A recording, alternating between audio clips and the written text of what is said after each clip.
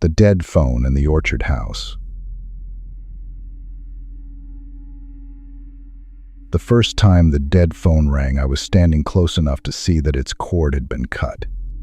I was 47 when this happened, and I worked for a small estate liquidation company outside Dayton, Ohio.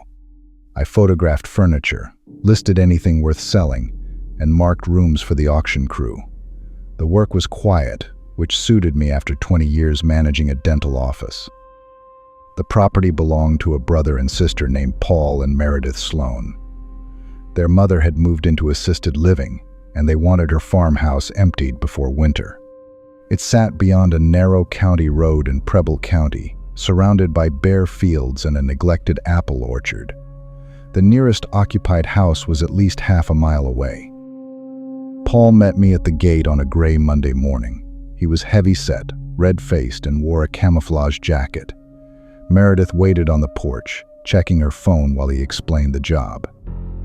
I was to work alone for 2 days, tag anything useful, and lock up when I left.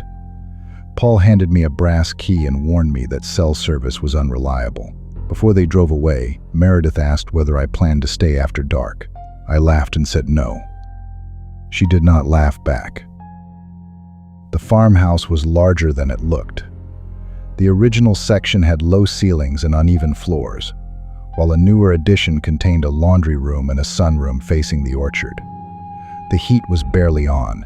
Every room smelled like dust, apples, and old furnace oil.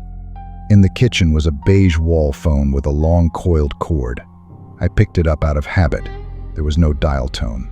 When I followed the line down the wall, I saw the cable had been cut cleanly near the baseboard. The loose end was curled behind a trash can. I spent the morning photographing china, lamps, and costume jewelry. Around noon, I noticed that one of the dining room cabinet doors had closed. I assumed I had done it without thinking, but I still checked both exterior doors. They were locked. At 12:43, my cell phone vibrated. The screen showed no caller ID. I answered, expecting Paul or Meredith. For several seconds, all I heard was an electrical hum. Then a man whispered, "You missed the drawer under the window seat." The call ended. There was a built-in window seat in the sunroom. Under the cushion was a shallow drawer containing table linens and a silver baby cup. I called Paul. The call failed twice before connecting. He said the caller was probably a cousin with a strange sense of humor. I asked how his cousin knew what I was doing. Paul said he probably drove past. The sunroom could not be seen from the road. I should have left. Instead, I told myself it was a family prank and continued working. Estate jobs often involved relatives who distrusted one another. Upstairs were 3 bedrooms and a narrow sewing room. In the master bedroom, I found a second phone on a nightstand. This one was black and much older. Its cord disappeared through a hole in the floor. I was photographing the dresser when the kitchen phone rang downstairs.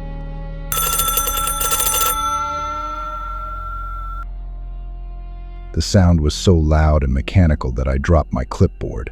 It rang 4 times, stopped, then started again.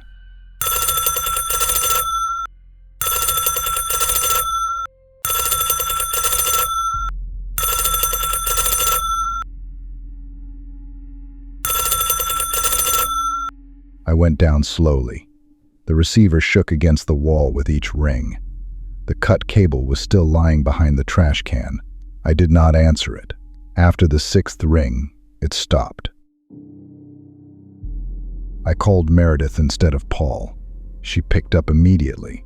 When I told her about the phone, she asked whether I had opened the basement door.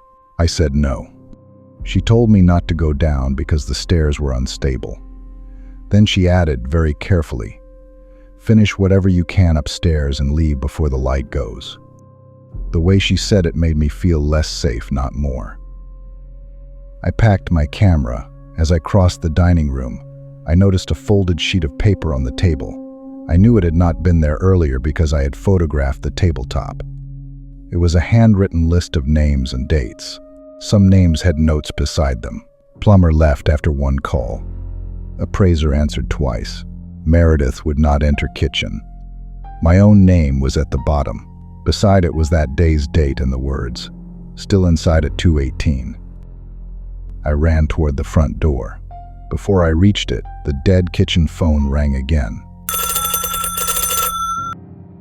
This time I answered. A man said, "You were told not to open the basement." Then I heard a soft click directly beneath the kitchen floor. I grabbed my coat and went outside without locking the house. My car started, but when I backed toward the road, I found the metal farm gate chained shut. Paul had left it open that morning. There was a new padlock through the chain. My phone had no service. I took the tire iron from my trunk and walked along the fence, looking for a place to climb. The field beyond it was muddy and bordered by a drainage ditch. Then I saw movement among the apple trees. A thin man in a brown work coat stepped from behind an equipment shed. Gray hair hung below his knit cap. He did not come closer. He simply pointed toward the house. The kitchen phone began ringing again. I could hear it through the closed windows. The man smiled. I climbed the gate, tearing my jeans on the wire, and ran down the county road until my phone found a signal.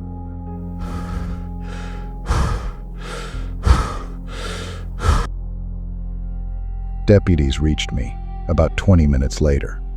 They cut the chain and searched the property. The basement door had been reinforced from the other side. Behind it was a concrete cellar extending under the newer part of the house. The man hiding there was Douglas Sloan, Paul and Meredith's older brother. He had once installed telephone systems and had been living secretly beneath the farmhouse for almost a year. The phones were not connected to any public line. Douglas had wired them into a battery-powered intercom. Pressure switches beneath several floorboards told him where a person was standing. Tiny cameras were hidden in smoke detectors and an old dining room clock. He could ring either phone, speak through the receivers, and call my cell using a prepaid phone connected to a signal booster in the orchard shed. Deputies also found food, bedding, keys to the gate, and notebooks documenting every contractor, realtor, and relative who entered the property. He had frightened away anyone who got too close to the basement. What he was protecting was not a body or stolen cash. It was paperwork. Douglas had been forging their mother's signature and taking loans against the farm. If the house had been inventoried properly, the filing cabinets hidden in the cellar would eventually have been found. I assumed Paul and Meredith had known nothing about it. That was what I believed until the following week, when the sheriff called me back to identify the handwritten list. Police had recovered messages between Paul and Meredith from the morning of my job. They had suspected Douglas was still on the property. They had noticed food disappearing and the furnace running, but they were afraid to confront him. So they hired me and parked on another road less than a mile away, waiting to see whether he would reveal himself. One message from Meredith said, "If he calls the house phone again, we'll know for sure." Paul replied, "Let her stay until dark. He won't come out while it's light." They had not hired me to inventory the farmhouse. They had used me to test whether someone was living underneath it. Douglas later accepted a plea agreement. Paul and Meredith were charged with reckless endangerment, though I was told the charges were reduced. Their mother's farm was sold to cover the loans. I quit estate work a month later. I still have the first photograph I took of that kitchen. Sometimes I zoom in on the beige phone and the cut cord behind the trash can. What bothers me most is not that the phone rang. It is that, before I ever stepped inside, 3 people already knew it would.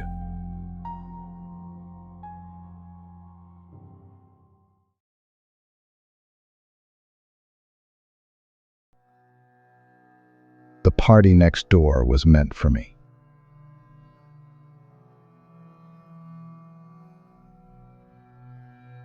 The police showed me the video 3 days after the house next door was reported burglarized. In it, I was the only person entering the property all night. That would have been bad enough. What made it worse was that I remembered seeing 9 cars in the driveway and hearing at least 20 people inside. My name is Claire Brennan. I was 46 when this happened, and I had recently moved to a quiet neighborhood outside Knoxville, Tennessee. After my divorce, I wanted someplace slower than Atlanta. I worked remotely as a medical claims auditor, so all I needed was reliable internet. My house was a small brick ranch at the end of a cul-de-sac. The neighboring property sat unusually close. It was a huge gray house with 3 chimneys, a circular driveway, and enough windows to belong in a hotel. The owners were Martin and Evelyn Shaw, a retired couple in their early 60s. They seemed normal. Martin talked mostly about golf. Evelyn brought me banana bread and apologized for the worn fence between our yards. They also introduced Evelyn's nephew, Caleb, who was staying with them while looking for work. He was around 30, thin, clean-shaven, and always wore a baseball cap low over his eyes. He was polite, but every answer sounded rehearsed. A month after I moved in, the Shaws left for a long trip through Arizona and New Mexico. Caleb remained to watch the house. At first, nothing changed. His black SUV stayed in the driveway. He brought the trash cans down every Thursday and collected the mail before noon. I worked from a room facing the property, so I noticed these things without trying. What I never saw were visitors. No friends, no deliveries. Caleb's SUV sometimes disappeared late at night, but it was always back before morning. One Tuesday in October, I worked late because I had a report due. Shortly after 1, I heard music outside. At first, it was only bass vibrating through the wall. Within 10 minutes, I could hear people shouting over it. I looked through the blinds. The Shaw's driveway was full. I counted 9 vehicles, including 2 pickups parked partly on the lawn. Every downstairs light was on. Shadows moved behind the curtains, and small lanterns lined the front steps. It looked like a crowded party. I texted Caleb and asked him to lower the volume. The message showed as delivered, but he did not answer. I waited 15 minutes. People laughed. A woman shrieked as if someone had startled her. Glasses clinked. Then the same woman shrieked again. A man yelled, "That is what I'm talking about." Less than a minute later, he repeated the exact sentence with the same laugh afterward. I put on a jacket and walked over. The closer I got, the stranger the sound became. It was loud near my driveway, but flat near the porch, as if it came from a television. None of the cars had warm engines or fogged windows. Several had dealer plates. One pickup had no rear plate at all. I knocked twice. No one answered. I called Caleb. Somewhere inside, a phone vibrated against a hard surface. The front door was open an inch. I should have gone home. Instead, I pushed it wider and called his name. The foyer had been arranged to look occupied. Coats hung from every hook. Shoes covered the floor. Red plastic cups sat beside a bowl of melting ice. But the house smelled empty. There was no food, alcohol, perfume, or cigarette smoke. The cups were clean. Several coats still had store tags inside their collars. The party noise came from speakers hidden behind decorative plants. I muted one. The quiet revealed a steady electric whine beneath the floor, followed by short bursts of grinding metal. Then a man downstairs said, "Do the frames last. We have 20 minutes." I started recording on my phone. The basement door was beyond the kitchen. I opened it just enough to see the lower landing. 4 men moved between folding tables under bright work lights. Boxes covered the floor. On one table were silver sets, watches, sculptures, electronics, and framed paintings. One man used a handheld grinder on the back of a television. Another wrapped objects in moving blankets. Caleb stood beside a shelf, checking items against a printed list. For several seconds, nobody looked toward me. Then the grinder stopped. Caleb turned and stared directly at the gap in the door. I closed it, and walked toward the foyer. I tried not to run because I did not want them to hear panic in my footsteps. Behind me, the basement door opened. I made it outside, crossed the driveway, and slipped through the broken section of fence instead of using the sidewalk. Inside my house, I locked every door and switched off the lights. From my office, I watched through the blinds. The men came out within a minute. They did not chase me. They spread across the yard, looking in different directions. Caleb walked to the edge of my driveway and stared at my dark house. Then he raised his phone and photographed it. That was when I called 911.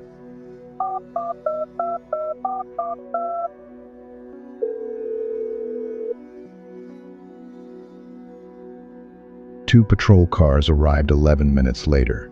By then, the driveway was empty. The house was locked, the lights were off, and the basement held nothing except shelves and an old washer. Caleb's SUV was gone. I showed the officers my recording, but the basement footage was dark and shaky. The voices and machinery were clear, but no faces were visible. One officer took a report.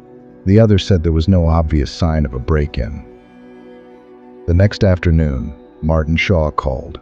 He sounded shocked and said Caleb had texted that he was leaving Tennessee for a construction job. Martin thanked me and promised to contact the police. 3 days later, detectives came to my house.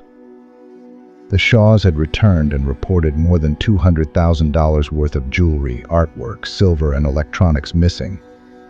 Their exterior security video showed an empty driveway until 1:36 a.m., when I walked up alone. It showed me entering and running out 12 minutes later. No other people appeared. No cars arrived or left. A detective asked whether I had been drinking or taking sleeping medication. Then he asked why my fingerprints were on a glass in the living room and on a jewelry box in the basement. I had never touched either one. For several hours, I thought I had been framed well enough that nobody would believe me. Then a technician found a small directional speaker fastened inside the hedge between the properties. It had been aimed directly at my bedroom and office windows. The fake party had only been loud from my side of the street.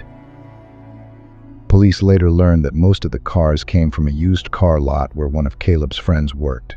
They had entered through an unmonitored service road behind the subdivision while the Shaw's cameras were disabled. Caleb and 2 men were arrested in Kentucky 6 weeks later. They had been helping Martin and Evelyn commit insurance fraud. The Shaws had removed their most valuable belongings before leaving, then staged the theft of everything else. I was not an unexpected witness. I was the plan. On Caleb's phone, detectives found photographs of me checking my mail, taking out trash, and working beside my office window. There were notes about when I slept, which nights I worked late, and how quickly I reacted to noise.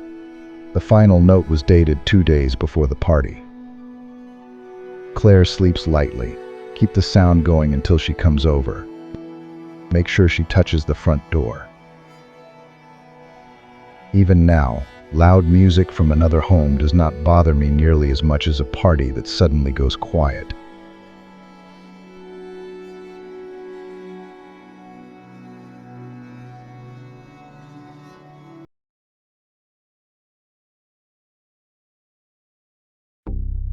The signal across Briar Lake.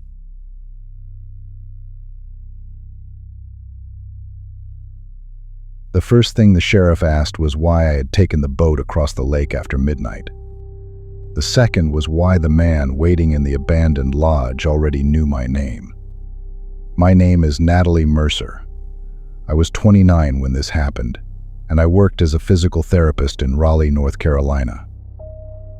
My friend Jenna had access to her aunt and uncle's vacation house on Briar Lake, about 2 hours west of the city.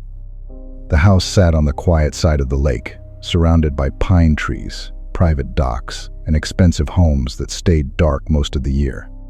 Across the water stood an abandoned hunting lodge with boarded windows, a sagging roof, and a dock leaning into the lake.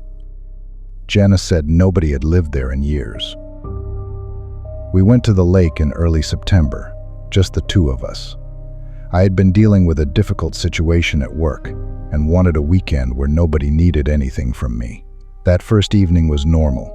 We cooked pasta, drank wine, and sat on the dock until the mosquitoes got bad. A little after 11, I noticed a light in one of the lodge's upper windows. It flashed once, then twice quickly. After a pause, it repeated. Jenna opened a Morse code chart on her phone as a joke. We wrote down the next sequence. It translated to NAT. Jenna laughed and said, "Congratulations, the haunted house is trying to spell Natalie." I did not laugh. Nobody around the lake knew I was there, except Jenna's aunt. The light stopped. At 12:18, my phone rang from a private number. For several seconds, there was only static. Then a man whispered, "You missed the rest." I hung up. Jenna called her aunt, who confirmed she had not told anyone we were visiting. We considered calling the sheriff, but we could not explain what crime had occurred. A light had flashed and someone had made a strange call. Around 1, something struck the side of the house. Another object hit the roof. We found both the next morning. They were rubber fishing weights wrapped in white tape. One had Doc written on it, the other said alone. That was when we called the sheriff's department. A deputy named Ellis arrived before noon. He checked the shoreline, the woods, and the access road. He said teenagers sometimes trespassed at the abandoned lodge. When I described the call and the flash's spelling part of my name, he asked whether I had posted our location online. I had not, but Jenna had uploaded a lake picture to her private Instagram story.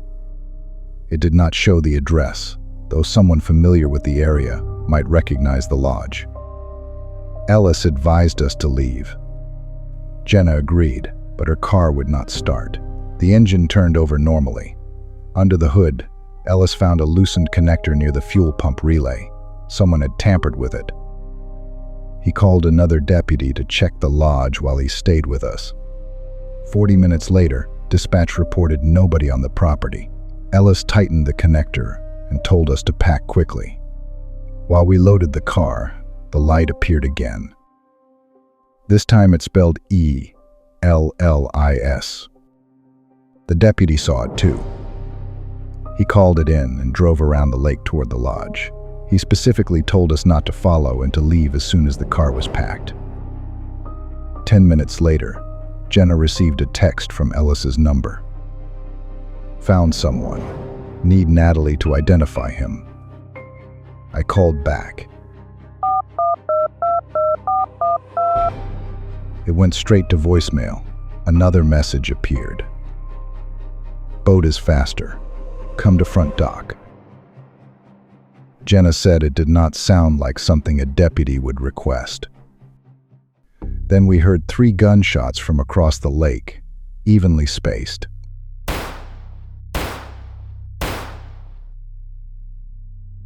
She called 911 while I watched through binoculars.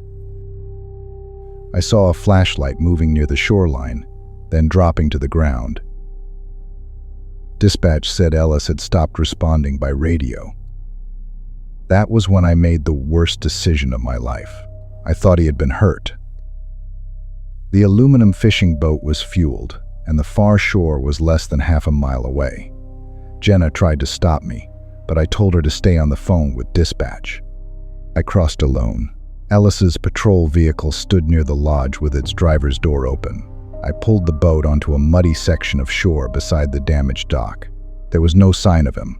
Then someone inside the lodge called my name. "Natalie, he's upstairs." I backed toward the water. A man stepped from behind the boathouse. He was in his 50s, with thinning gray hair and a narrow face.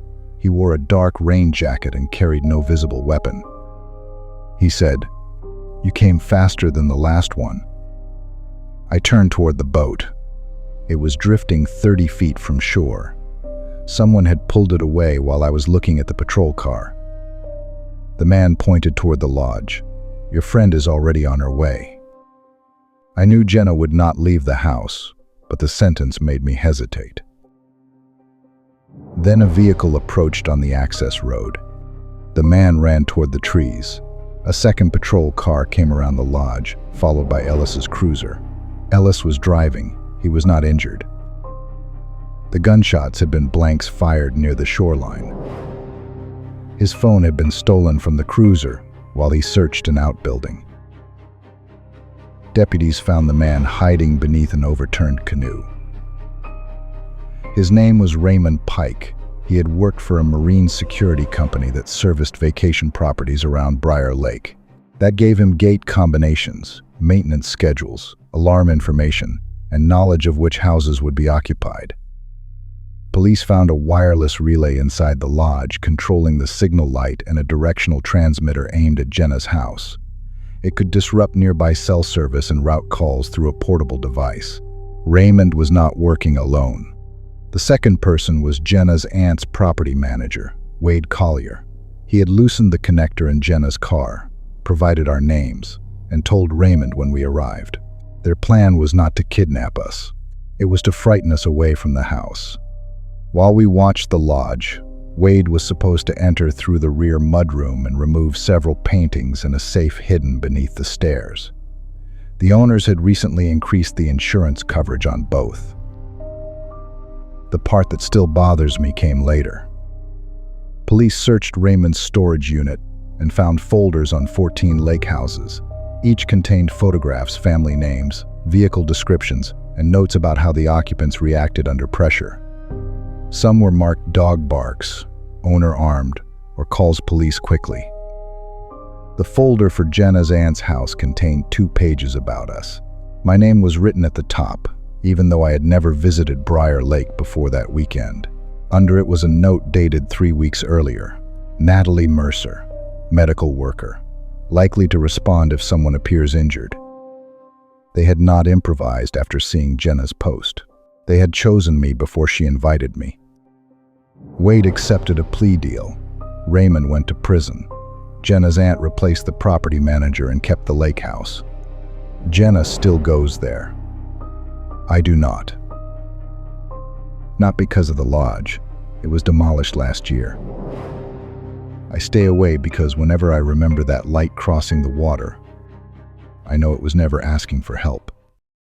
It was testing whether I would come.